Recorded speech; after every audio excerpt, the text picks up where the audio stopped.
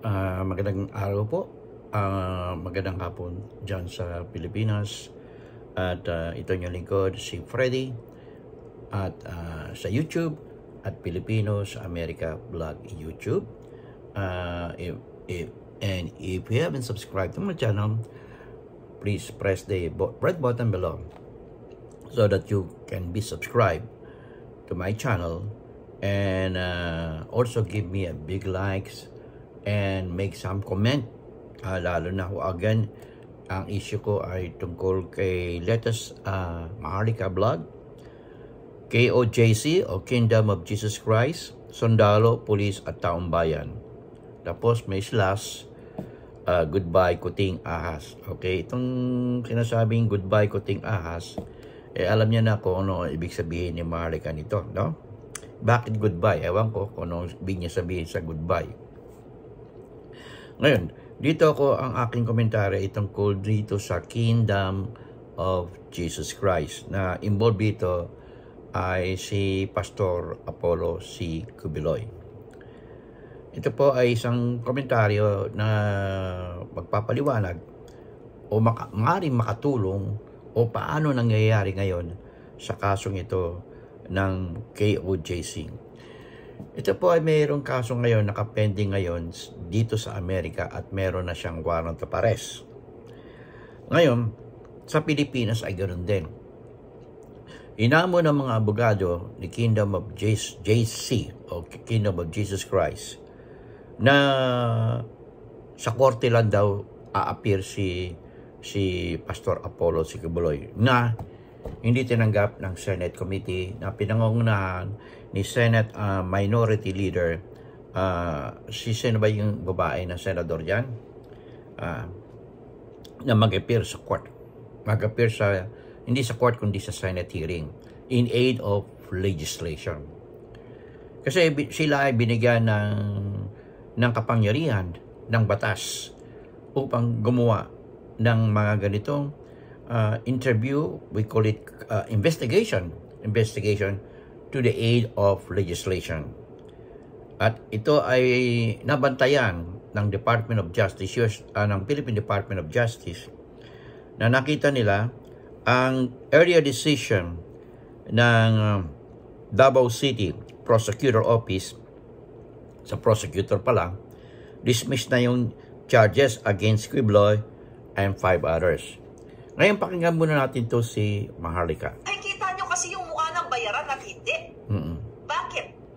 Sa Senate hearing ito. Nakita ko yan nung ako'y nag-aaral sa universidad dyan sa Maynila, na kung saan ang itsura ng mga bayaran, mga out-of-school youth, na mga nire-recruit. Kasi ako ay once, nung ako ay na-recruit din ng mga makakalimutan. Nag-aaral ka pala dyan sa Maynila. Ba't di ka maka-English ng simple things? And you cannot accept my challenge. I'm challenging you to a debate in English. Maharlika, they're in Los Angeles. Nakakaya ka naman. Diyan ka pa naman dyan sa Los Angeles, California. And you cannot even speak English, straight English. I'm not expecting you to be articulate, but just to be fluent in our conversation or in our argument that we are going to have. You could stand with me within the rounds. Okay, so let us see how good you are. Kasi nagbibigay ka ng mga komentaryo na it is worthless, nonsense, and without proof or evidence.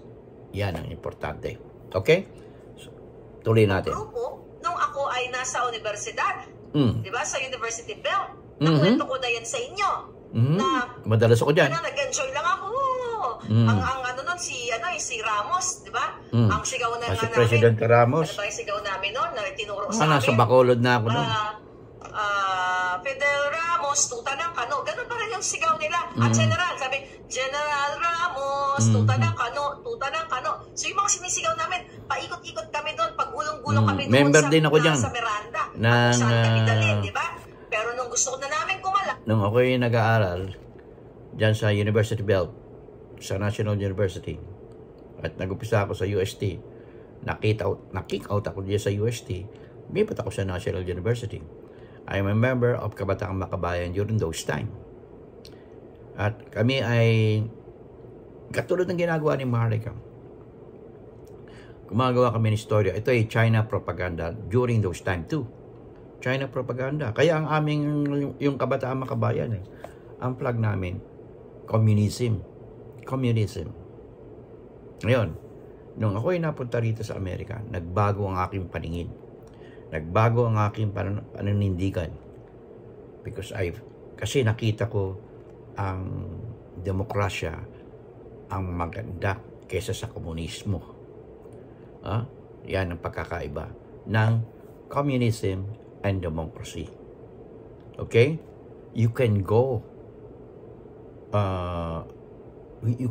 on so that you could grow more, unlike in a communist country. Okay? Meron kang may limitation lang.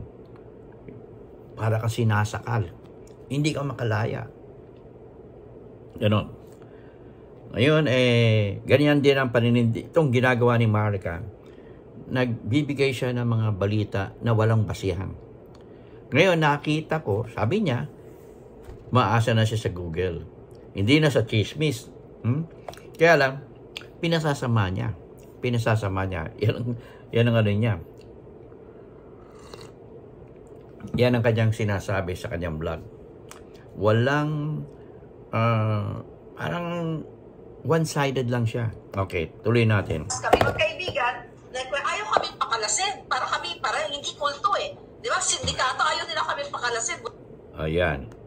Yan isa lang sa mga binabanggit ni Maharlika sa kanyang blog na KOJC. Yan. Pinagtatanggol niya si Pastor Kibuloy. Walang masama doon kung ipagtanggol niya. Pero the mere fact na meron na siyang kaso dito sa Amerika, may kaso pa rin siya sa Pilipinas. Ang kaso na na-develop dito at they built a case here in America is sufficient enough as evidence there in the Philippines. Kasi parehong-pareho ang mga charges dito sa Amerika at dyan sa Pilipinas. Kaya lang, sa paghamon at tinanggap ng DOJ na magsampa ng kaso against Maharlika will enable the Philippines not to have an extradition treaty with the United States pending a case hearing in the Philippines. Yan po ang pagkakaiba.